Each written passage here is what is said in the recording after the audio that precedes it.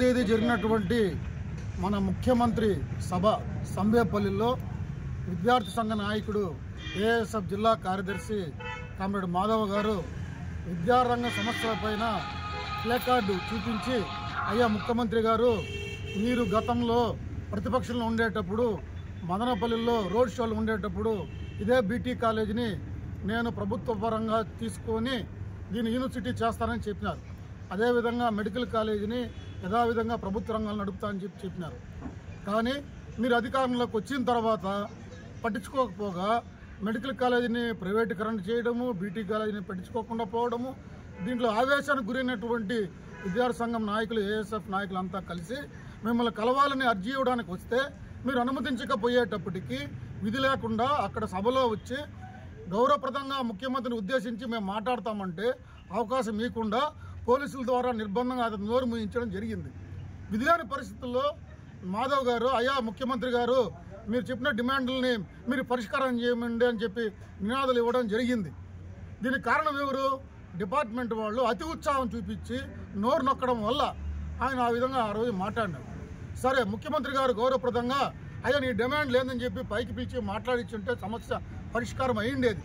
ఆయన చెప్పేది, విద్యార్థి నాయకుడు చెప్పేది ఏమి, మీరు చెప్పిన అభిప్రాయమే కదా, ఈరోజు మీరు అధికారంలోకి వచ్చిన తర్వాత పరిష్కారం చేయమని అడిగినారనేటప్పుడు ముఖ్యమంత్రి గారు దాన్ని స్వీకరించి ఆ సమస్యను మేము పరిష్కారం చేస్తామని బాబు అని భుజం తట్టి చెప్పింటే ప్రజా ఉద్యమానికి ఉపయోగపడేది.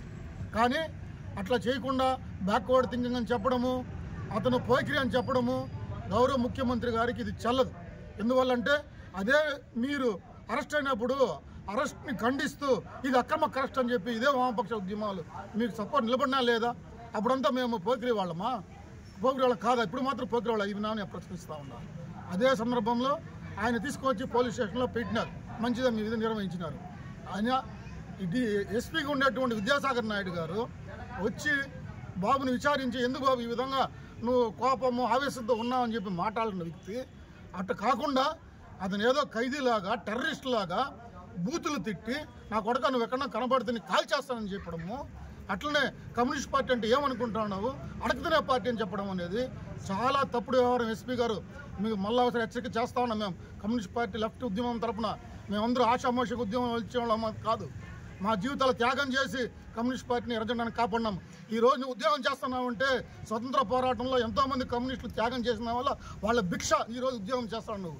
అది మర్చిపోయి ఈరోజు కమ్యూనిస్టుల మీద నీచంగా మాట్లాడుతున్నావు.